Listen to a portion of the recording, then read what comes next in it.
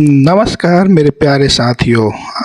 आज हम बात करेंगे असिस्टेंट लोको पायलट के साइको के सेफ स्कोर के बारे में।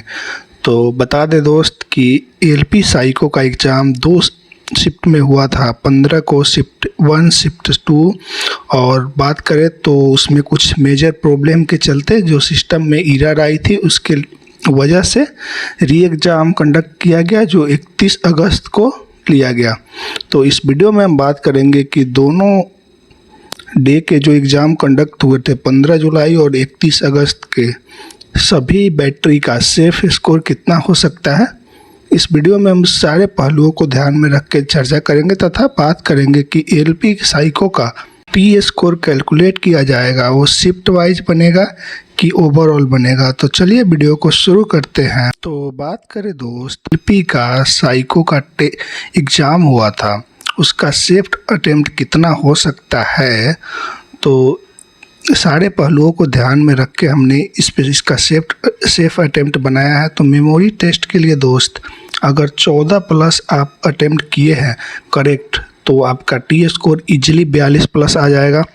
अगर क्लॉक टेस्ट में बात करें, जिसको वॉच टेबल टेस्ट के नाम से भी जाना जाता है, अगर 12 क्वेश्चन आप सही अटेम्प्ट किए हैं तो आप बिल्कुल सेफ कैटेगरी में हैं। बात करें हिडन क्यूब टेस्ट की, तो अगर आप 32+ अटेम्प्ट किए हैं सही तो आप बिल्कुल सेफ कैटेगरी में रहेंगे दोस्त। उसी तरह अगर बात करें हम पिक्चर पोजीशन टेस्ट की, तो अगर आप इसमें 40+ सही बनाए हैं, अटेम्प्ट 40 नहीं 40 सही बनाए हैं, तो आप बिल्कुल सेफ कैटेगरी में रहेंगे, आपका टी स्कोर ईजिली 42 आ जाएगा। और अगर आप सेम फिगर टेस्ट में 48 करेक्ट बनाए हैं तो आपका टी स्कोर ईजिली 42+ रहेगा। तो ये हम बात कर रहे थे आपके 15 जुलाई के टेस्ट की। उसी तरह दोस्त, अगर 31 अगस्त के एग्ज़ाम का जो री एग्ज़ाम हुआ था उसके सेफ्ट अटेम्प्ट की हम बात करें तो दोस्त, इसमें अगर आप मेमोरी टेस्ट में 17+ अगर आप करेक्ट किए हुए तो आपका टी स्कोर इजीली 42+ आ जाएगा। उसी तरह अगर क्लॉक टेस्ट में 14+ आप सही बनाए हुए हैं तो आपका टी स्कोर ईजिली 42+ आ जाएगा। उसी तरह अगर हिडन क्यूब की बात करें तो 38+ अगर आप सही बनाए हैं तो आपका टी स्कोर ईजिली आ जाएगा 42+। उसी तरह अगर बात करें पिक्चर पोजीशन टेस्ट की, तो 45+ अगर आप सही बनाए तो आपका टी स्कोर ईजिली 42+ रहेगा। और उसी तरह अगर सेम फिगर में अगर 54+ अब आप अटेम्प्ट किए हैं तो आपका टी स्कोर ईजिली 54+ रहेगा। तो ये है दोस्त आपके 15 जुलाई के और 31 जुलाई का सेफ्ट अटेम्प्ट कितना किस बैटरी टेस्ट में रह सकता है।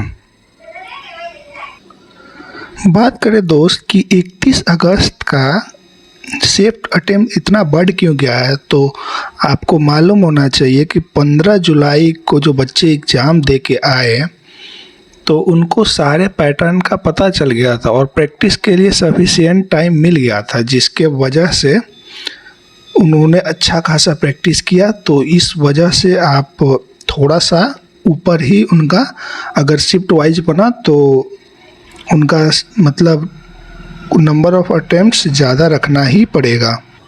बात करें दोस्त हमारे सबसे इम्पोर्टेंट क्वेश्चन पे कि इसका जो T score shift wise calculate किया जाएगा कि ओवरऑल कैलकुलेट किया जाएगा, तो इस पे हमने अपने हिसाब से जानकारी कलेक्ट करने की कोशिश की।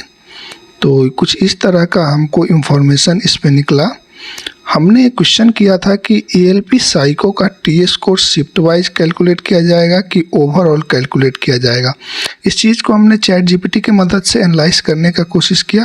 तो इसका रिप्लाई कुछ इस तरह से आया दोस्त कि एएलपी यानी असिस्टेंट लोको पायलट का साइको टेस्ट यानी सीबेट के नाम से जाना जाता है का टी स्कोर शिफ्ट वाइज नहीं बल्कि ओवरऑल कैलकुलेट किया जाता है। इस चीज़ पे आप गौर कीजिएगा कि एएलपी साइको टेस्ट जो होता है ना, उसका टी स्कोर कभी भी शिफ्ट वाइज नहीं बनाया जाता है। तो जो कि आरडीओ के रिसर्च स्टैंडर्ड ऑर्गेनाइजेशन के गाइडलाइन के अनुसार होता है। मैं आपको हिंदी में समझाता हूँ। तो इस चीज़ को इन्होंने यहाँ पे समझाया है कि शिफ्ट वाइज निकलेगा कि ओवरऑल निकलेगा।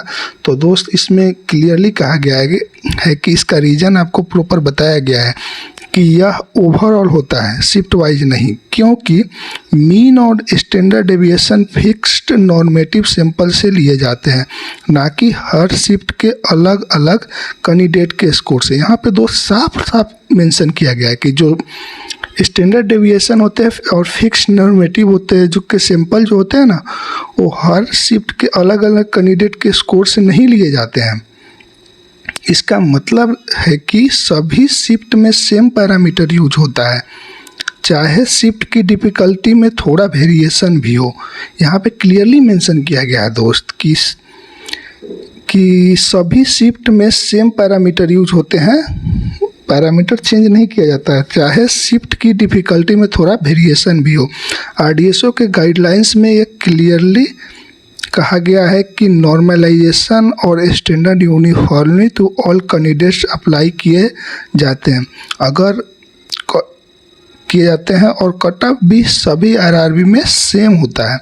मतलब ओवरऑल निकाला जाता है। सभी RRB जोन में भी के लिए कट ऑफ अलग अलग नहीं होते। जैसे आप लोग देखते होंगे कि उनके पार्ट ए के मार्क्स के हिसाब से अगर कट ऑफ देखें तो सबके अलग अलग है, लेकिन साइको का कट ऑफ सभी RRB में सेम ही होता है दोस्त। तो ये थी इसकी जानकारी कि इस अकॉर्डिंग ये निकल के आ रहा है कि ये शिफ्ट वाइज नहीं निकाला जाता, ओवरऑल निकाला जाता है। तो इस बेसिस पे अगर हम ओवरऑल कट ऑफ की बात करें, अगर ओवरऑल कट ऑफ निकाला जाता है तो क्या आपका रिजल्ट बनेगा। तो दोस्त अगर ओवरऑल साइको का टी स्कोर निकाला जाता है तो आपके मेमोरी टेस्ट में 16+ सही होने चाहिए, तभी आप सेफ कैटेगरी में रहेंगे। अगर 16+ से कम हुआ तो आप 42 टी स्कोर से नीचे भी आ सकते हैं।